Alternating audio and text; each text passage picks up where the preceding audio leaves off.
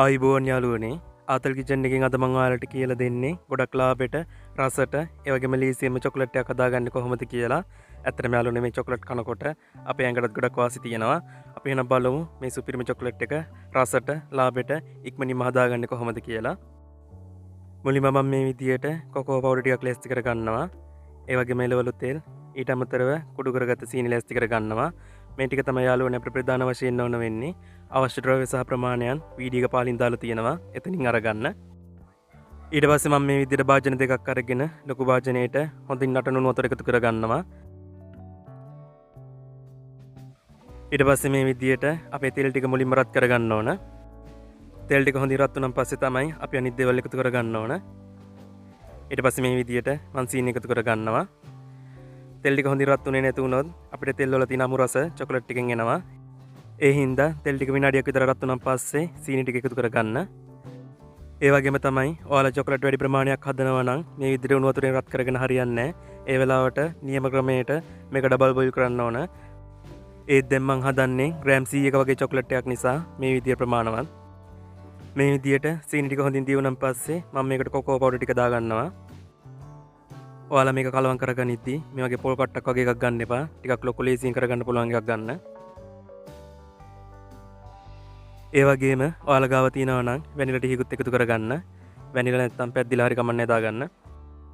ඉතින් අද මං හදන්නේ ඩාර්ක් චොකලට් එකක්, මිල්ක් චොකලට් එකක් හදනවා නම් අනිවාර්යෙන් මේකට කිරිපිටි දාන්න ඕන. හැබැයි එහෙම දැම්මොත් මේක මාරම රසයි.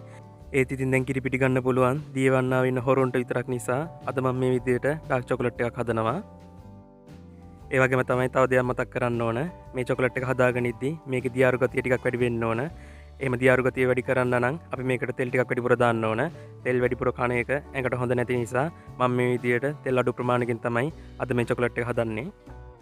ඊට පස්සේ මම මේ මිශ්‍රණය චොකලට් මෝල්ඩ් එකකට දාගන්නවා.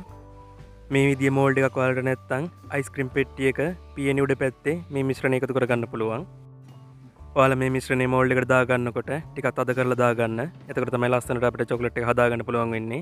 මොකද අපි තෙල් වැඩිපුර දාලා මේක දියාරු ගතියට හදාගත්තේ නැහැ. ඒ හින්දා පොඩ්ඩක් හිල්ලි හිටින්න බලනවා. තෙල් වැඩිපුර දාලා හදාගන්න කැමති නම් ඒ ඔරිජිනල් රෙසිපි එකක් මම වීඩියෝ එක පල්ලෙහා ඩිස්ක්‍රිප්ෂන් එකේ දාලා තියෙනවා.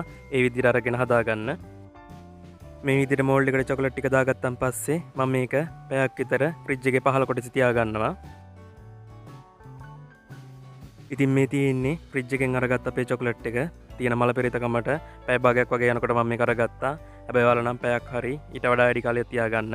එතකොට තමයි මේක හොඳටම හයි වෙන්නේ. ඉතින් යාළුවනේ ඔයාලට මේකට තෙල් වෙනුවට බටර් උනත් එකතු කරගන්න පුළුවන්. හැබැයි තෙල් වලට වඩා බටර් එකතු කරගන්න පුළුවන් නම් ඒක ඇඟටත් හොඳයි. ඉතින් යාළුවනේ මිල්ක් චොකලට් වලට වඩා ඩාර්ක් චොකලට් වලින් අපේ ඇඟට වාසි තියෙනවා කියලා මම කලිනුත් කිව්වා. එකක් තමයි අපේ ඇඟේ තියෙන සීනි මට්ටම පහළ දාන්න මේ චොකලට් එකට පුළුවන්. ඒ වගේම මේ චොකලට් එකෙන් අපේ මතක ශක්තියත් වර්ධනය කරගන්න පුළුවන්. ඒ වගේම මේ වීඩියෝ එකේ පේන විදියට තවත් ගොඩක් වාසි අපිට මේ චොකලට් එක කනකොට තියෙනවා.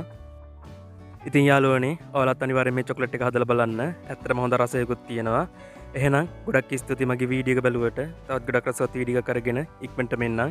එතකන් හැමෝම පරිස්සමින් ඉන්න. හැමෝටම බුදු සරණයි. දීපීටයි මං ගියා.